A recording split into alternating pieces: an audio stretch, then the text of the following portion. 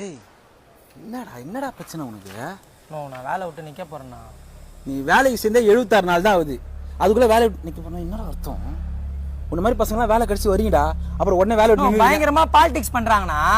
சும்மா டாமினேட் பண்ணி பேசுகிறாங்க, எனக்கு பிடிக்கலண்ணா. நான் நிற்க போகிறேண்ணா. ஏய் தம்பி, எந்த கம்பெனியில் பாலிடிக்ஸ் பண்ணல?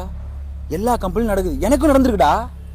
நீ பாரு, ஒரு 3 மாதம் பல்ல கடிச்சிரு, நான் பார்த்துக்கிறேன். உனக்கு சொன்னால் புரியாது. உன்னா உன்ன மாதிரி உங்கள் ஃபேமிலி இருக்கு. புதுசாக பைக் வாங்கிக்கிறேன், இஎம்ஐ கட்டணும், வாடகை கொடுக்கணும். உங்கள் அம்மா யார் பார்த்துப்பா? திரும்ப வீட்டு வரைக்கும் அனுப்பியா? அங்கங்கே ஐடி கம்பெனியில் மாதம் 3000 பேர் வேலை விட்டு இருக்கானுங்க. இதை கிடைச்ச வேலையை ஒழுங்காக பார்க்கறத விட்டு என்னடா இவன் சொல்கிறா இவங்கிட்ட? ரொம்ப பேசுகிறானுங்க, எனக்கு பிடிக்கல, வேலை விட்டு நிற்க போகிறேன். டேய் யாரா மச்சான், நீ வேலையை விட்டு நிற்க போறியா? அப்போ நானும் வேலையை விட்டு நிற்கிறேன். நோ, நீ எங்களுக்கோசம் பேச.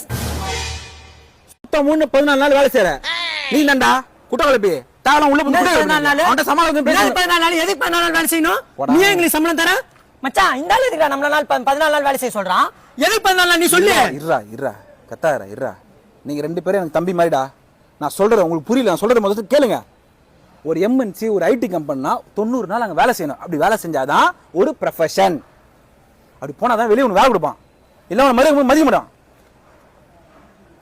அதெல்லாம் ஒன்றும் இல்லை, நம்ம 2 பேரும் 90 நாள் வேலை செஞ்சா அவனுக்கு ரெஃபரல் போனஸ் வரும், அதுதான் கத்தினுக்கிறான். ரெஃபரல் போனஸா?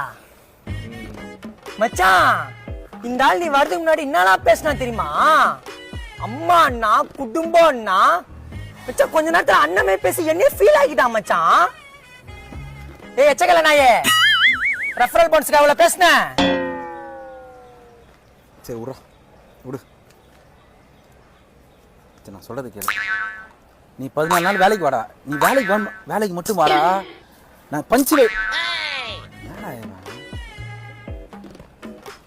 14 நாள் நீங்க வேலைக்கு வந்தீங்கன்னா உங்க வேலையை கூட நான் செய்யறேன்டா. எனக்கு நீ வேலைக்கு வந்தா மட்டும் போதுடா. டேய் நான் சொல்றதுக்கு அப்படியே போவாங்க. டேய் நான் சொல்றதுக்கு டேய் நிறைய பிளான் வச்சிருக்கேன். ப்ளீஸ் டேய் ஆபீஸ்ல பார்த்தா அசிங்கம் பண்ணா. மேனேஜர் போறானே. ப்ளீஸ் நீ டேய் ப்ளீஸ் கிஞ்சி கேட்டுடா. டேய்